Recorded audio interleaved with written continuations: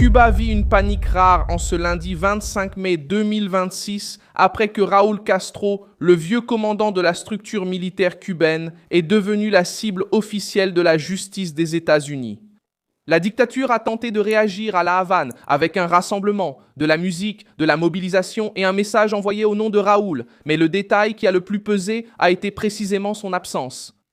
Tandis que la propagande présentait l'ex-chef du régime comme symbole de la famille cubaine, le peuple voyait autre chose. Castro, traqué par la pression de Trump, protégé par le silence, entouré d'alliés nerveux et éloigné des rues qu'il a aidé à contrôler pendant des décennies. Et c'est là que le théâtre de la dictature commence à échouer, car le régime ordonne de défendre Raúl en public, mais il n'arrive pas à expliquer clairement où il se trouve, pourquoi il ne se montre pas et jusqu'où les États-Unis peuvent pousser cet étau. Pourquoi la dictature cache-t-elle l'homme qui disait représenter la révolution? Comment Trump a-t-il réussi à transformer le nom de famille Castro en symbole de peur à Cuba? Je vais tout te raconter, mais maintenant tu vas vouloir t'abonner à la chaîne pour rester bien informé. Des informations en temps réel, avec la meilleure qualité journalistique jamais vue, avec la crédibilité de Milson Alves. L'accusation annoncée le 20 mai 2026 a visé directement Raúl Modesto Castro Ruz, aujourd'hui âgé de 94 ans, originaire de Ruguim. Avec Lorenzo Alberto Pérez, Emilio José Palacio Blanco, José Fidel Gualbarzaga, Raúl Simanca Cárdenas et Luis Raúl González Pardo Rodríguez. Selon les autorités américaines, ils auraient participé au plan lié à l'attaque contre 2 avions civils non armés utilisés par des exilés cubains de Miami. À Cuba, l'interprétation est grave car il ne s'agit pas d'une sanction ordinaire ni d'un discours diplomatique. Il s'agit d'une accusation pénale formelle contre l'homme qui a commandé les forces armées cubaines et qui, même en dehors des fonctions officielles, est encore considéré comme la pièce centrale du pouvoir réel sur l'île. Le régime a tenté de répondre par un théâtre politique. Au lieu de présenter Raúl Castro en public, ils ont mis en avant des alliés, des artistes et des militants pour défendre le vieux général comme s'il était une sorte de grand-père national. Mais cette scène a soulevé une question qui dérange maintenant La Havane. Si Raúl est si fort, si protégé et si sûr de lui, pourquoi ne se montre-t-il pas clairement justement au moment où son nom éclate dans la procédure américaine? Dans les actualités qui circulent, l'événement est devenu un symbole de gêne parce que la défense s'est faite par message, par applaudissements organisés et par propagande. Pendant que le Cubain ordinaire assiste à tout cela, affrontant la faim, les coupures de courant, les files d'attente et la répression, Trump a placé la dictature cubaine sous une pression qui va au-delà du discours. Le 1er mai 2026, la Maison-Blanche a annoncé de nouvelles sanctions contre les autorités du régime. Des personnes liées à l'appareil de sécurité, des agents impliqués dans la corruption, des personnes impliquées dans de graves violations des droits de l'homme et des soutiens matériels au gouvernement cubain.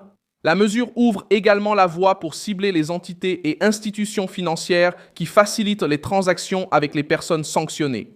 Pour La Havane, c'est un coup sensible car le régime dépend des réseaux extérieurs, des entreprises contrôlées par les militaires et des intermédiaires pour survivre économiquement. Le département du Trésor a également renforcé les taux. Il a créé un nouveau programme de sanctions lié à Cuba, séparé des anciennes règles, mais s'y ajoutant. L'OFAC elle-même a averti que les personnes étrangères et les institutions financières doivent prendre en compte le risque de sanctions lorsqu'elles traitent certaines opérations impliquant Cuba, en particulier avec des structures contrôlées par des personnes sanctionnées.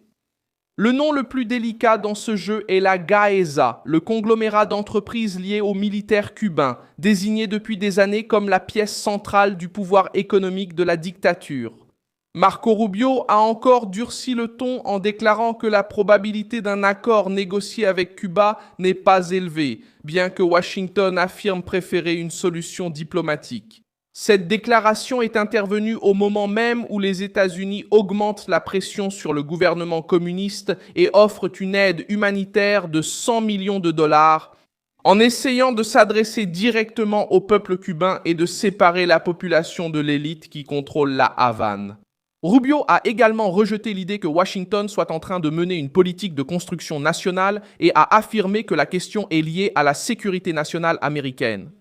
La dictature ressent le choc, car le discours officiel a toujours essayé de vendre l'idée d'une résistance absolue, mais même la famille Castro montrait déjà des signes de fissure.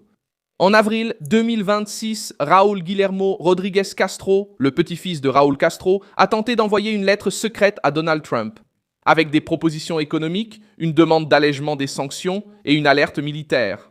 Selon des informations attribuées au Wall Street Journal et relayées au Brésil. Ce détail met en évidence une forte contradiction.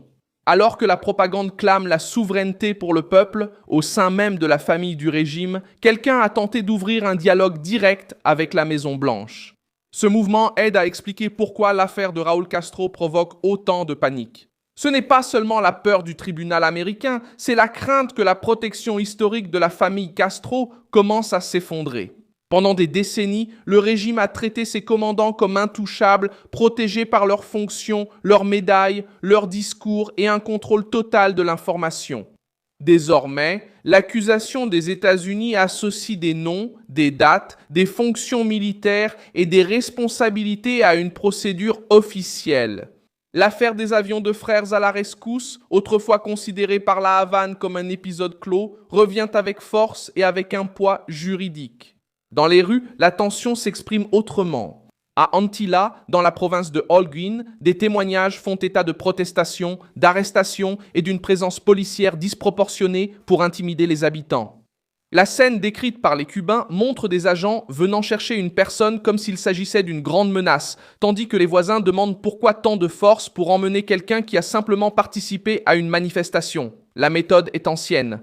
D'abord, le peuple crie à la liberté, puis le régime identifie, fait pression, inflige des amendes, arrête et tente de briser l'exemple pour empêcher que la révolte ne se propage. Le contraste est brutal car, tandis que les autorités organisent des manifestations en défense de Raúl Castro, les Cubains ordinaires subissent des punitions simplement pour tenter de survivre. Un homme âgé aurait reçu une amende de 32 000 pesos pour avoir vendu des citrons, dans une scène qui résume la distance entre l'élite du régime et la population. D'un côté, des dirigeants protégés, des voitures officielles, de la propagande et des privilèges. De l'autre, des gens qui vendent le strict nécessaire pour manger, traités comme des criminels par un État qui contrôle tout, mais qui ne fournit ni nourriture, ni énergie, ni liberté. La crise économique accentue l'usure. Des reportages récents montrent que Cuba fait face à un marché du carburant de plus en plus restreint, avec des files d'attente numériques, des achats mensuels restreints et de l'essence atteignant 12 $ dans certains circuits de vente. Cette réalité pèse directement sur les transports, la nourriture, les services et le quotidien de ceux qui vivent déjà avec des coupures de courant et le manque de produits de première nécessité. Quand Trump renforce la pression extérieure et que la population souffre, la dictature cherche à blâmer Washington. Mais la rue voit l'élite cubaine conserver ses privilèges tandis que le peuple paie l'addition. La réponse de la Havane montre aussi une nervosité militaire. Le régime tente d'afficher sa préparation, de déplacer des véhicules, de parler de la défense de la souveraineté et de transformer toute pression extérieure en menace contre Cuba. Mais cette mise en scène ne résout pas le problème central. La cible maintenant n'est pas le peuple cubain, mais la direction qui contrôle le pouvoir. La pression américaine vise les dirigeants, les réseaux financiers, les figures militaires et les personnes liées à la répression.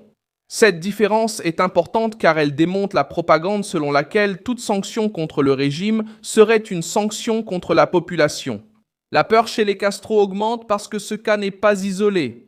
L'accusation contre Raúl apparaît après des sanctions, des avertissements financiers, un conflit autour de l'aide humanitaire et un discours de Washington de plus en plus direct.